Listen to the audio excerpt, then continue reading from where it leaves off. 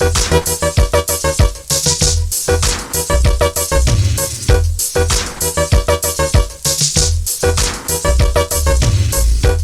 going on, everybody? John back from the Virtual Crate Podcast, and I watched the Jay and Silent Bob reboot.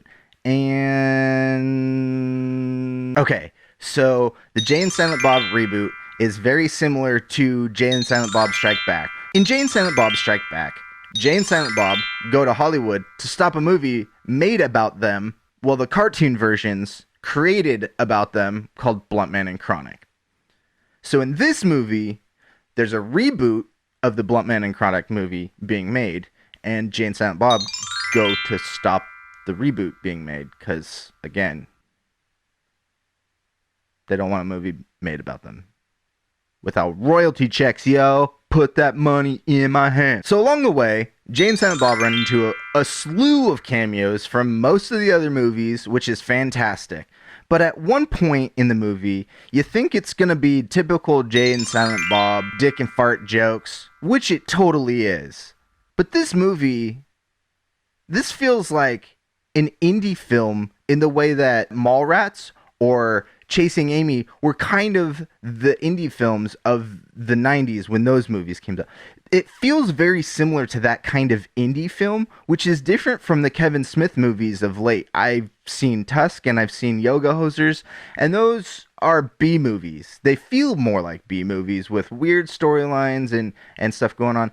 There are so many cameos in this movie. It's fantastic. I don't want to spoil all of them, but there's at least one particular one a lot of comic book fans will probably really like, and the monologue that person speaks is definitely like a wink to the audience. It's really good, and it's really heartfelt, and it's also a callback to older Kevin Smith movies, too. One of the big standout actors to me in this movie was Harley Quinn Smith. She's Kevin Smith's daughter in real life, but she plays Jay's daughter in the movie. Her and her friends accompany Jay and Silent Bob to Hollywood, and all of these antics ensue, and it's kind of actually a father-daughter bonding experience in this whole movie, which is one of the great themes of this movie. That was not what most people expected. At least I didn't expect going into this. You know, I expected a stoner, a dick fart comedy movie, and it turned into a really heartfelt father-daughter indie. The other big standout star, and I mean, this guy nailed it, and not anything that I was expecting. And I know he's been doing some acting work for a while, but that's Jason Mewes himself, Jay. This is the best acting from Jay I have ever seen.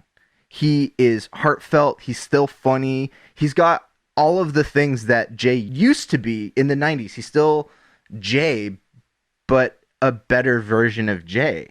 And his acting is phenomenal. And you know what?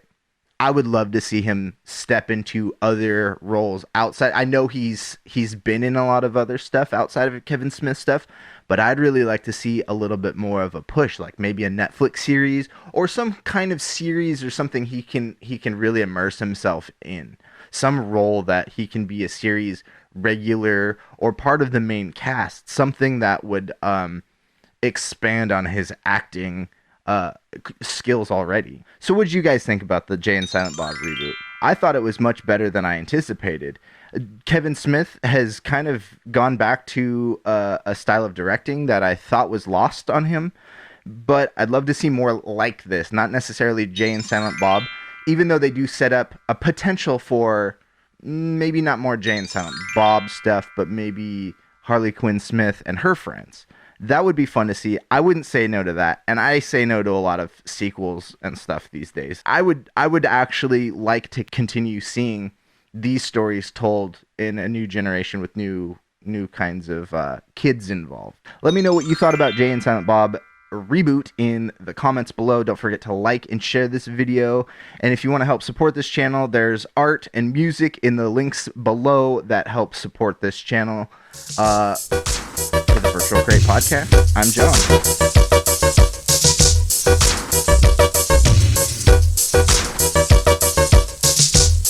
Jay and Silent Bob.